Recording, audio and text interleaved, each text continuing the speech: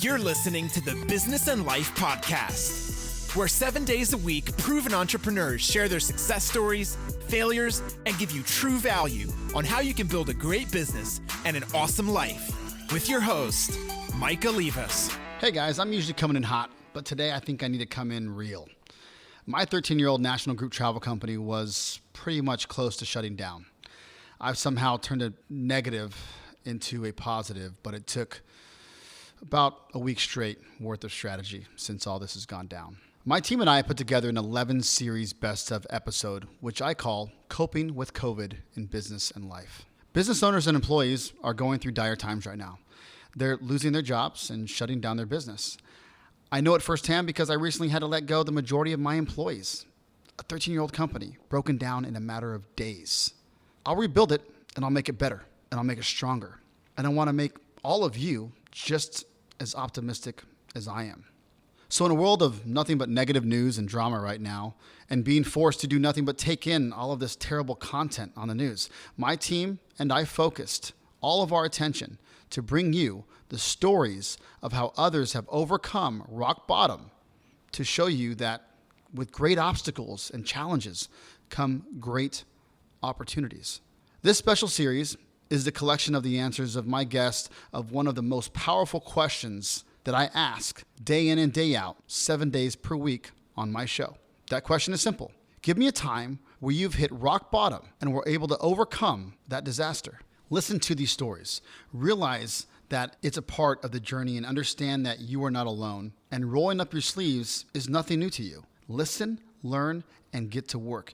You got this, Life Nation. Now go get it done. When people downsized in 2008 from a large home to a small one, or from a small one to an apartment, or sometimes from an apartment to a mobile home, they often had a lot of stuff they weren't willing to part with. You know, there's pictures, Mike, from the 1930s Depression era where people would literally leave their stuff, beds, dressers, etc., along the side of the road. Yeah. But you didn't see that in 2008.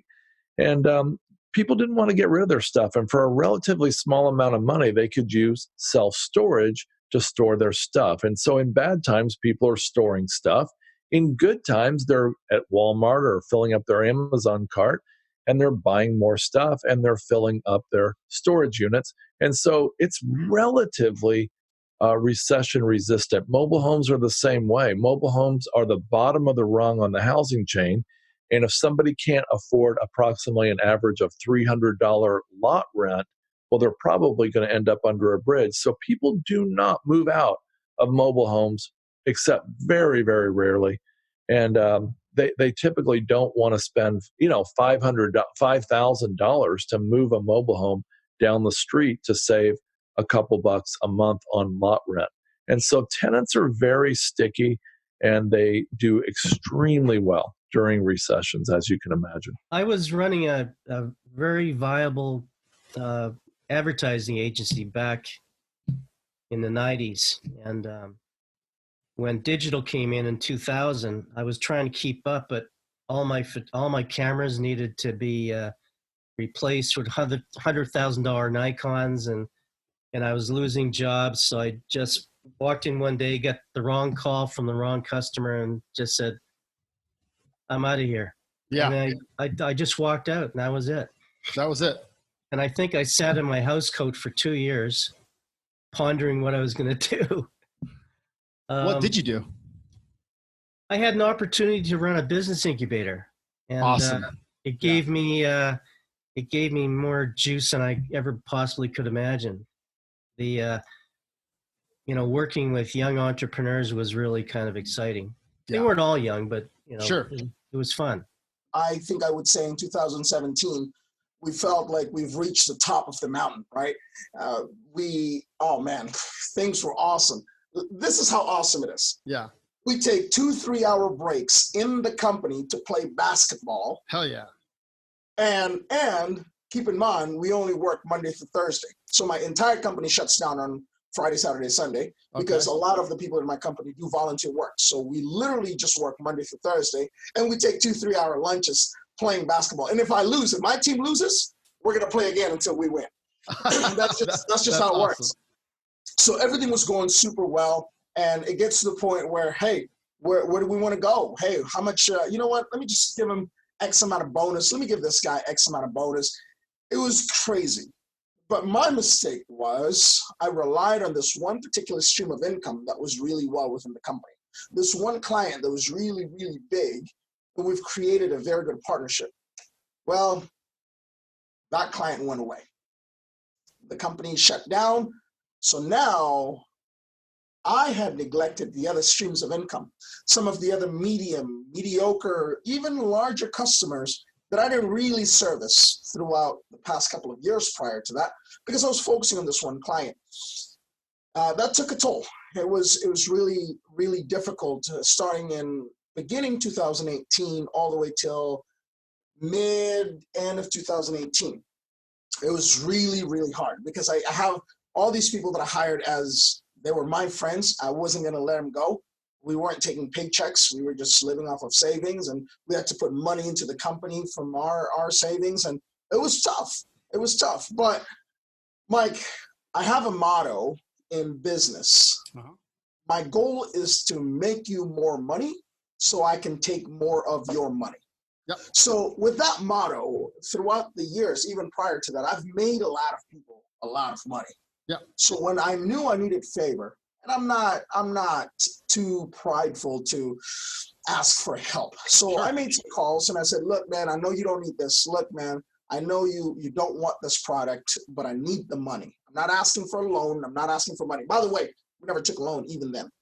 So I called these customers and I asked, could you please help me out? Buy this, buy that. Let me give you this if you can give me that. It got us to survive from it. It got us to where we are, where we got back on our feet and we're able to climb back up. And, you know, looking back, it was a bad decision on my end, but, you know, nobody really taught you that. Nobody really, I mean, people say don't put all your eggs in one basket. But when you're faced in an opportunity and you got to focus and put all your resources, your employees, your time, your energy, your everything into it, and it's working great, you don't view it as I'm putting all my eggs in one basket. You're just dedicating everything to it. Yeah. But that was my mistake, and I'll never make that mistake again. Hey guys, Michael Levis here. I've cut my coaching rates nearly in half, and I've added some time to my daily calendar to help you, our listeners, with your business in this time of need. If you were let go, or if you finally feel like in the midst of all this, you've been motivated to finally start your own company, let's talk about my affordable startup advising package that will give you from idea to revenues fast. If you are trying to simply keep your company alive after this terrible epidemic, I will give you some great valuable tactics on how I did it, on how to not just let employees go or shut down shop. Let me help you keep your businesses alive and thriving. I can't help everyone, but you won't know if I can help you or not until you schedule a quick 20-minute call at michaellevis.com/coaching. The business is just over 5 years now old, but I started it because I actually got laid off from my last job 5 years ago. And, you know, I had 3 kids at home with one on the way, wife at home. I'm the breadwinner. And when I was like brought into the HR office and being let go, that was one of the most crushing things you could do to the provider, to all of a sudden say, by the way, you got to figure things out. And so the whole beginning of the company was, hey, I have skills around LinkedIn ads because for the last 2.5 years, I've run the world's largest ads account in the world. So I know that I can do something here. I know I've got the skill set, but boy, is there a market for it? Can I actually support my family off of this tiny little niche? And, you know, LinkedIn ads are certainly heating up now, but 5 years ago, that wasn't the case. And so, you know, month one was a lot of like, well, I don't know how to sell, but I do know how to market. I know how to create content. So it was trying to partner with anyone I could, going to networking events, looking for gigs on Upwork, things like that, where I could just get involved and start building things. I did what I called my fake it till you make it tour in month 3, which is super scary when you've got no income coming in and your family's relying on you to book a trip, to buy a suit, to like do all these things is really scary. But I had relationships at LinkedIn, and I knew people in San Francisco that I knew would be a great fit. And so I scheduled a trip out there and then started messaging my friends saying, hey, I'm going to be in town. Do you want to grab a bite or something? And that turned out to be, some of the best advice I got from a friend. Plan a trip out there specifically to go meet with these people. So I have experienced some financial trauma a handful of different times in my life, through growing up, early stages of my business. My family filed bankruptcy, so that was pretty shit-tastic. Yeah. But something that I had to really learn this year was, if I wanted to have a different outcome in my business, if I wanted to raise the bar and break through the ceiling that I keep hitting, I needed to change something within. And when I started looking at things, I realized that part of why we were not getting financially where I know that we can be and where we should be is because I don't know enough. I don't know enough about finances. I don't know enough about numbers. I'm a creative. It's the opposite part of my brain. It really takes purpose and intention for me to sit down and reconcile my bank account, for instance. Yeah. So we started going down a really slippery slope where I was being faced with, I'm literally at a fork in the road. I either have to change everything, or I need to say, you know what, it's been a good run. I need to just shut it down because I can't come back from this.